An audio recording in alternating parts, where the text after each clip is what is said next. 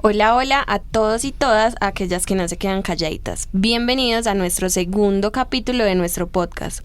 Recuerden que somos 5 mujeres que quieren hablar de todo lo que nos pasa. Yo soy María Paula. Yo soy Mariana.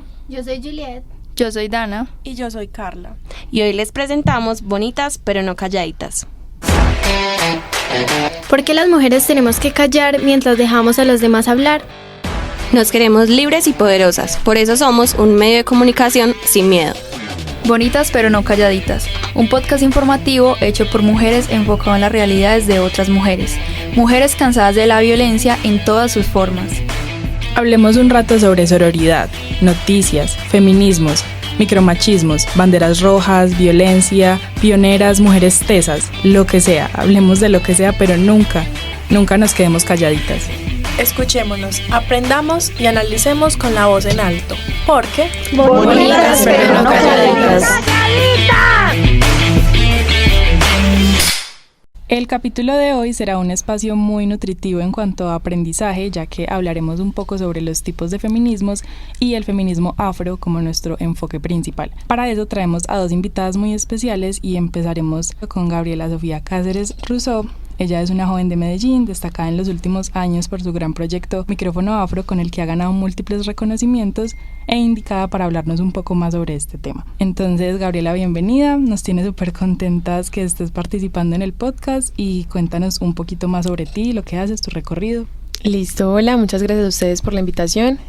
Bueno, como ya mencionaste, mi nombre es Gabriela, soy estudiante de la Universidad de Medellín de Comunicación y Relaciones Corporativas y tengo un proyecto que se llama Micrófono Afro hace ya más o menos 6 años, que nace pues como una iniciativa de ser una mujer negra en Medellín líder, y pues en él lo que hago es como hablar de aquellos temas que me transversalizan, como lo es el feminismo, el empoderamiento, el afrofeminismo. También tengo un laboratorio creativo que se llama Convexo Lab, y Convexo es un laboratorio creado por y para mujeres. Entonces, como que para empezar el tema del día de hoy queríamos preguntarte exactamente como qué es el feminismo afro y en qué se diferencia de los demás tipos de feminismos. Bueno, el afrofeminismo básicamente lo que busca es lograr que las personas entiendan que a las mujeres negras nos transversalizan 2 opresiones, y esa es la diferencia pues como central, conectándolo con esa pregunta a cuál es la diferencia con los otros tipos de feminismos. Y es que si bien el patriarcado nos tiene pues como oprimidas a todas, a las mujeres negras nos oprime el patriarcado y el racismo, y por ser mujeres racializadas pues obviamente tenemos como ciertas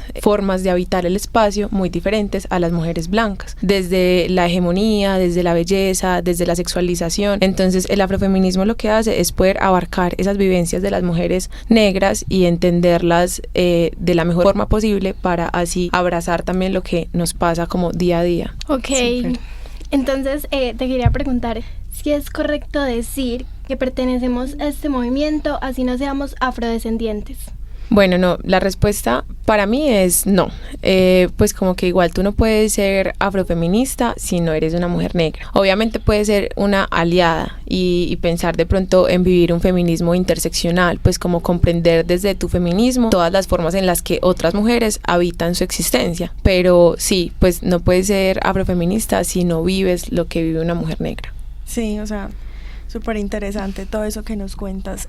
Tengo una duda, y es como, ¿qué tan importante es incluir las demás luchas como la del racismo dentro del feminismo? Yo creo que es igual de importante como incluir todas las luchas. Pues yo siento que el feminismo tiene una tarea muy difícil, y es poder incluir a todas las mujeres dentro de él, pues porque hay tantas mujeres como hay formas de vivir el feminismo. Pues es como cuando hablamos de la gordofobia, pues las mujeres gordas habitan el feminismo desde sus cuerpos, pues porque igual sus cuerpos han sido oprimidos a otros estereotipos de belleza y a otras condiciones. Siento que pasa lo mismo con las mujeres negras, pues es igual de importante pensar que todas las mujeres habitamos el feminismo de formas muy diferentes, y como yo desde mi individualidad, sin ser una mujer negra, o ser una mujer gorda, o ser una mujer trans, o ser una mujer lesbiana, puedo abrazar como esas formas de luchar de las otras mujeres. Súper bien. Con esto que decías de incluir las demás luchas como la del racismo dentro del feminismo, nos surge la pregunta de que si existe el feminismo blanco, ya que conforme como a esto hemos averiguado, y con esta definición como que podemos incluir como de eso que te estábamos hablando. Entonces nos gustaría que nos explicaras como un poquito más de eso. Bueno, realmente es una pregunta compleja, porque igual yo también siento que en ocasiones una habla como desde sus luchas, por decirlo así. Pues es decir, puede que teóricamente no haya una existencia de un feminismo blanco, pero yo como afrofeminista pues no sabría cómo llamarle a un feminismo que no sea afrofeminista. Okay. Es decir, yo siento que sí existe un feminismo blanco, pero también sé que dentro de ese feminismo blanco hay muchas raíces y está el feminismo radical, el feminismo ecológico, el feminismo lésbico, o sea, como que tú puedes ser una feminista blanca, por decirlo así, pero dentro de ese feminismo siento que no sabría cómo nombrar como el otro feminismo. Igual, también pienso que ese feminismo blanco no debe ser necesariamente excluyente, pues como cuando hablamos de un feminismo blanco, no significa que todas las feministas blancas sean excluyentes ante las otras formas de vivir el feminismo. Total. Dentro de las definiciones también que vimos de feminismo blanco encontramos como que era pues las personas que hacían parte de ese movimiento que apoyaban a otras mujeres como simplemente por el hecho de ser mujeres, como, sin importar si estas eran racistas, sin importar si eran transfóbicas o homofóbicas, solamente como racistas, simplemente como por el hecho de ser mujeres. Yo creo que eso se explica muy bien con lo que tú nos cuentas de ese tipo de estatus. Referente a eso, te pregunto, perteneciendo o no al movimiento, ¿cómo podemos apoyar a los movimientos y luchas de las mujeres afro en todo el mundo? Pues yo creo que la forma más concisa también es considerándose una persona antirracista. O sea, si bien tú puedes ser una mujer feminista, pues también puedes ser una mujer antirracista. De hecho, justamente para el 8 de mayo, en el laboratorio creativo, pues en Convexo, nosotras pusimos como no encontramos otra forma de ser mujeres, sino siendo feministas y antirracistas. Porque una cosa es no ser racista, simplemente no excluir o discriminar o usar frases e ideologías que sean racistas, y otra cosa es ser antirracista y es ponerse en esa posición de decir, no, pues tú dijiste una frase racista, yo te corrijo aunque yo no sea negra o aunque yo no sea una persona afro. Entonces yo creo que la forma de apoyar también al afrofeminismo y ser una aliada siendo una mujer blanca podría ser justamente corrigiendo aquellas acciones, frases e ideologías que vemos en el entorno y que de hecho se replican a menudo y no dejándolas pasar por alto, sino como diciendo, no, yo también tomo la voz por esto que está pasando, pues porque así como tú lo dices, seguirá haciéndole daño a otras personas. De pronto, ¿qué tipos de frases, qué tipos de comentarios o qué tipo de frases te has encontrado como que, pues en las que las puedas encasillar como en esto, pues se repite demasiado, o cuando este tipo de cosas pasen como hay que hacer un par inmediatamente? Pues yo creo que muchas, y de hecho es como el tema del que más hablo porque a veces las hemos normalizado mucho. Sin embargo, pues como que las voy a dividir como para no salirnos del tema del afrofeminismo, en que igual las mujeres negras pues tenemos como una forma, como dos formas específicas de habitar el mundo para las personas blancas. Y ojo pues que estoy diciendo personas blancas en general, pero sé que no es como para todo el mundo. Sí. Exacto, blanco mestizas también. Y es que está pues o te rechazo o te exotizo, ¿cierto? Que es lo que hace parte del afrofeminismo, y es como que o tú eres dentro, por ejemplo, de la comunicación o la publicidad, eres blanquita, la del detergente, o si no, eres la negra exótica que todo el mundo quiere comerse porque está relacionado con lo sexual. Entonces yo creo que frases puntuales pueden haber muchas, pero quizás pensar como que ambos extremos están mal. Entonces si yo escucho una frase que minimiza la existencia de una mujer afro, corregirla, pero si siento que hay otra frase que por el contrario la pone como un ente diferente y exótico, también debo corregirla. Bueno, la palabra negra en muchos contextos se ha podido malinterpretar o ser usada de manera incorrecta. Vemos el caso de nuestra vicepresidenta Francia Márquez, que no es muy de su agrado que la tilden de negra.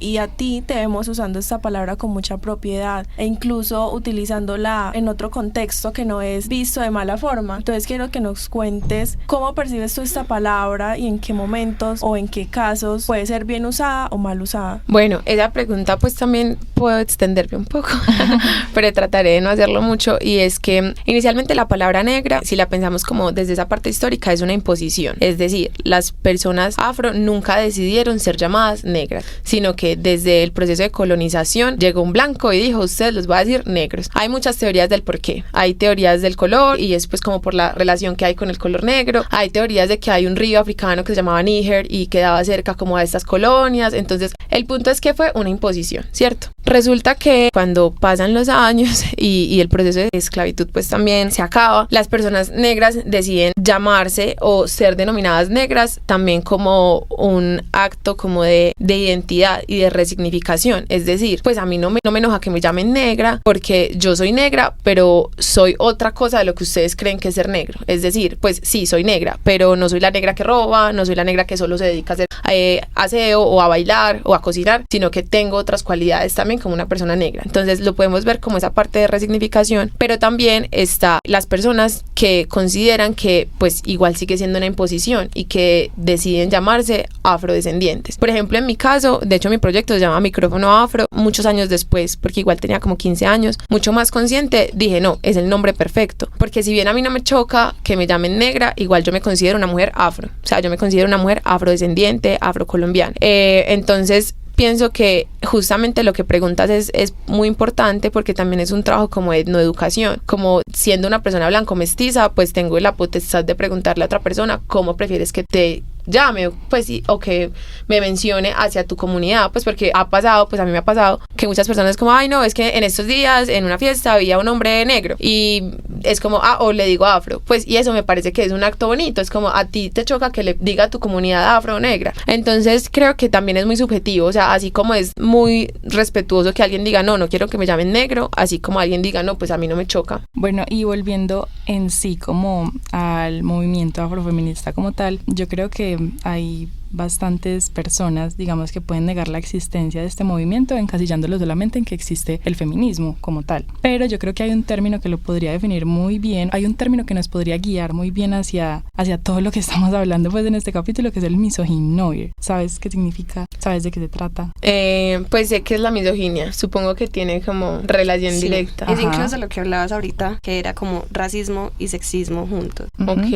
Es el nombre como que se le da a la misoginia particular que sufren las mujeres negras, en las que se entrelazan directamente el racismo y el sexismo. Okay. Entonces yo creo que si tenemos en cuenta que ese tipo de cosas existen, pues que también es necesario que existan los movimientos que luchen contra esto, porque pues es una realidad.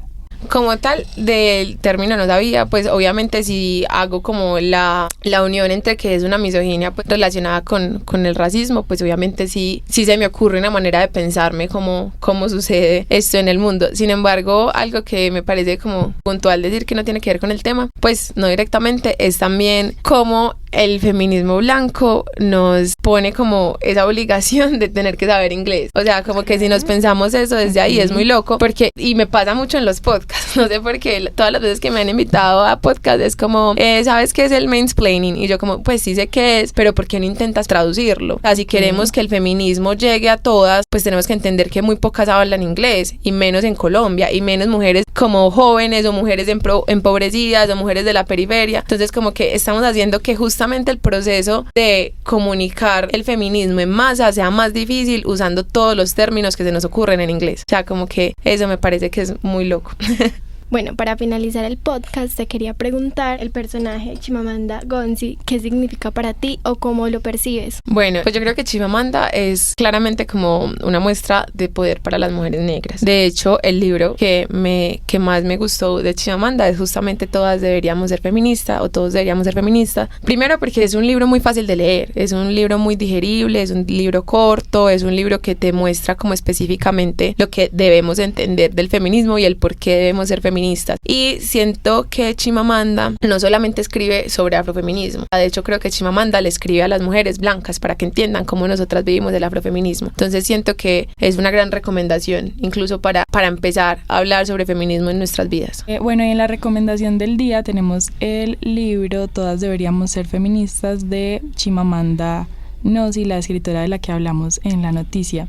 Según la reseña de Casa del Libro, ella demuestra en este elocuente y perspicaz texto una definición singular de lo que significa ser feminista en el siglo XXI, con un estilo claro y directo y sin dejar de lado el humor. Esta carismática autora explora el papel de la mujer actual y apunta hacia ideas para hacer de este mundo un lugar más justo. Así como ella expresa, nos gustaría finalizar con esta frase: hoy me gustaría pedir que empecemos a soñar con un plan para un mundo distinto, un mundo más justo, un mundo de hombres y mujeres más felices y más honestos consigo mismos. Y esta es la forma de empezar.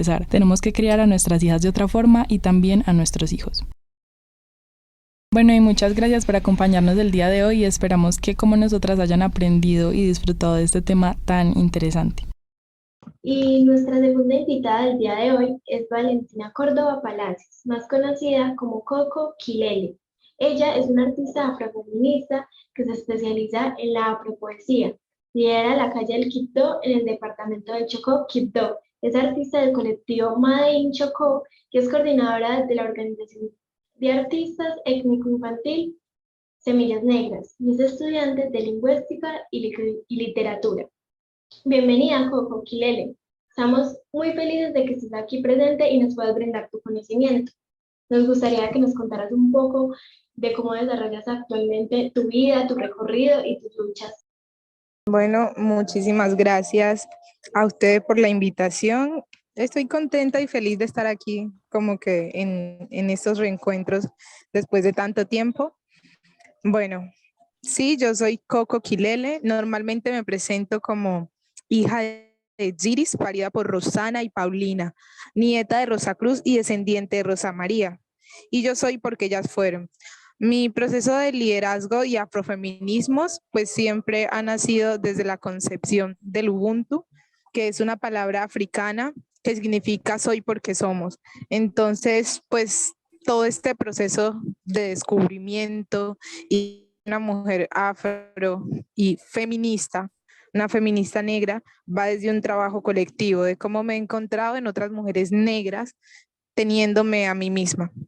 Ay, no, Coco, qué interesante todo lo que nos cuentas. Yo creo que quedamos todas un poco como, no sé, sorprendidas porque no es muy usual ese tipo de presentaciones, pero en serio que es muy enriquecedor poder escuchar eso y como de, pues poder escuchar como el amor y la pasión que le tienes pues a este tema. Bueno, yo creo que después de lo que nos contaste, pues evidentemente, y además de la presentación de Juliet, sabemos que eres una artista increíble. ¿Nos podrías de pronto contar un poco sobre cómo tu arte contribuye al feminismo o específicamente al afrofeminismo? Bueno, mi arte contribuye primeramente al afrofeminismo porque comencé a hacer arte en un proceso en el que estaba en una dicotomía muy fuerte entre sí. Yo me sentía hombre o mujer, incluso cuando comencé a escribir, normalmente siempre en los poemas que hacía era como si me refiriera a mí misma como hombre, pero no tanto porque así lo quisiera, sino que quería ser distinta, o sea, como que no me había reconocido como mujer y tampoco me aceptaba como un hombre, pero no quería ser normal. Entonces, resulta que en todo ese proceso fui leyendo a otras mujeres y vi como lo que sucedía cuando una mujer se nombra a sí misma en su arte, el poder y todo lo que eso compone, ¿no? Entonces realmente comencé a nombrarme en mis obras y como mujer negra. Ok, es Súper que interesante. sí, tiene que ver mucho como la poesía en todo esto, ya que puede que sea un método de plasmar lo que sienten en gran parte como este movimiento. Te quería preguntar algo y es, ¿cómo crees tú que impacta este arte, ya sea en las poesías, las pinturas, en el afrofeminismo?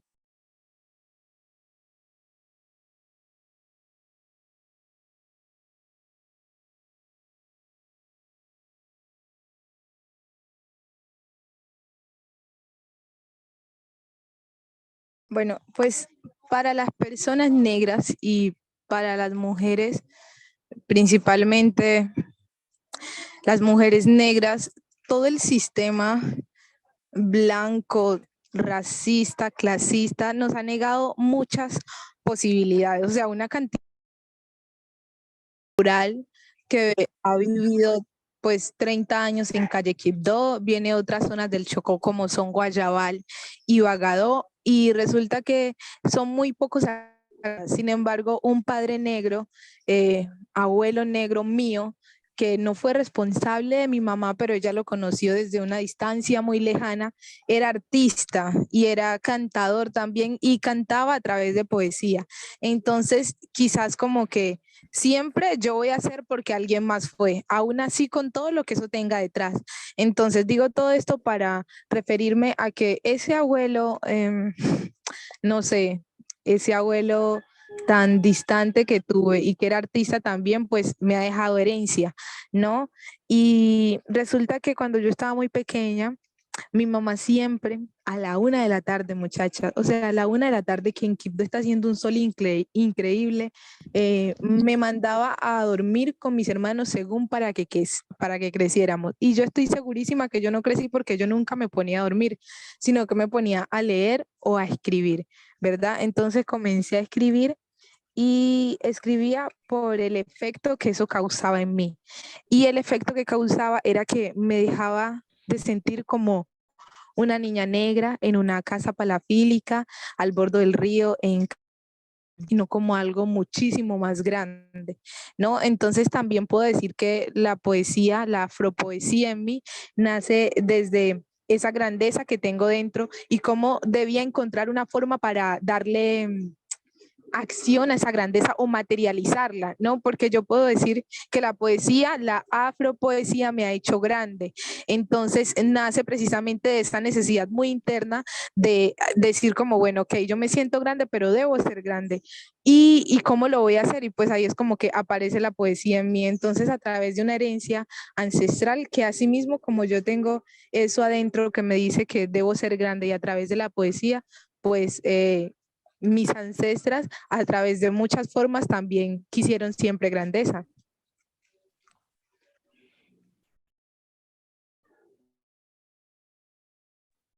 Eh, Me parece súper interesante el enfoque que le das, o sea, como desde tu familia, desde tus raíces, y la verdad sintiendo que es algo grande, eh, pues que es algo, que es un sentimiento grande y que para eso debes de lograr cosas grandes.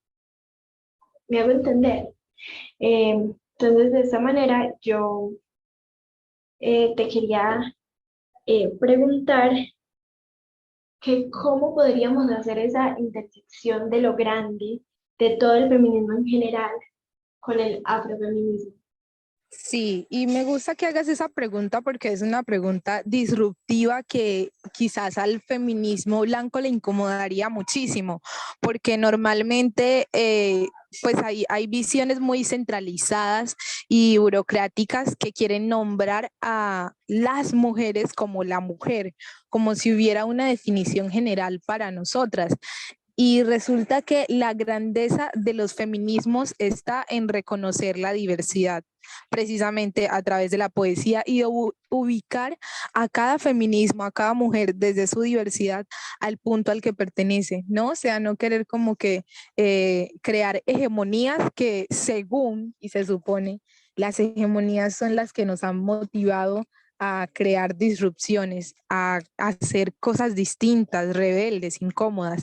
Entonces, esta es la forma en la que yo podría, como no sé, determinar la grandeza de los feminismos, es eso, entendiendo la diversidad de los feminismos y la interseccionalidad que atraviesa a cada mujer. Entender que el afrofeminismo es muy distinto al feminismo de las mujeres indígenas.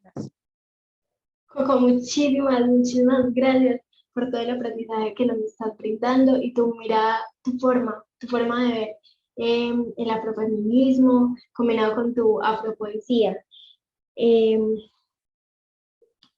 Queríamos agradecerte por estar aquí presente, enseñarnos tu lucha y cultura.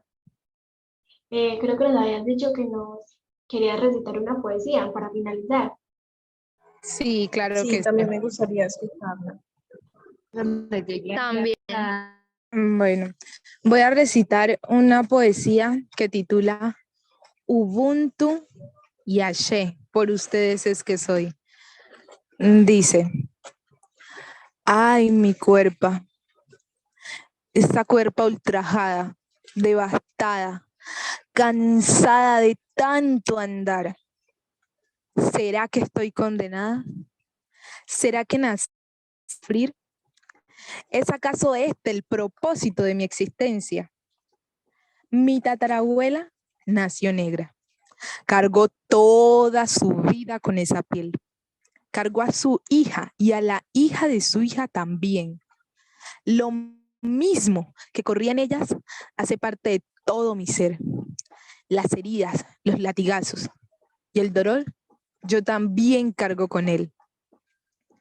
Heredé sus pies, nací del cimarronaje, fui obligada en la montaña y llegué hasta el Palenque. La diáspora me puso ahí. ¿Y usted ha creído que con todo lo que soporté, así de fácil me voy a rendir? Hombre, ni que yo fuera una sola. Tengo muertas que me odian. Por la sangre que derramaron ellas, en la resistencia hago memoria. Con el fuego libero una mano, la misma con la que Agustina incendió la casa del amo. Soy Orica, hija de Benco. Voy rompiendo cadenas. Agárrese, opresor, que esto comienza apenas. Y que tambalee la mesa si tiene que tambalear. Hoy se cae hasta el más duro desde el racismo estructural. Y me levanto por el primer negro que el blanco esclavizó. Y me levanto por el que en el barco nunca llegó. Y me levanto por la hermana que él violó. Y me levanto porque la libertad misma soy yo. Invoco a Mansa Musa, Rosa Parks y Luther King. Arriba los de abajo, la opresión llegó hasta aquí. Y yo tengo albora, soy el propio revolú, el terror del esclavista, para el santo el vudú. Y ya de pie en el arenero, sobre el amo estoy. Ubuntu y Ashe, por ustedes es que soy. Wow, Me parece me hace anonado, de forma muy literal. Es sorprendente tu arte, tu poesía, tu forma de enfocarlo. Ay, en serio. Muchas Me gracias. parece que comenzaste, pues, tuviste una introducción demasiado linda, o sea, yo jamás había escuchado una persona presentarse de tal manera y me parece que, pues, contribuye mucho como a llenarse de esa forma de pensar y también terminaste muy lindo, o sea, ese poema, en serio que me pareció súper, súper lindo y apreciamos mucho el hecho de que estés acá. Sí. Muchísimas Lindo, gracias. es lindo y les agradezco grandemente.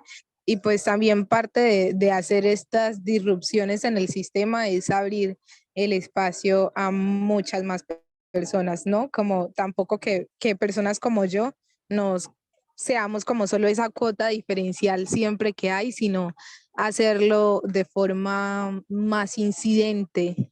Hasta luego. Gracias a ti.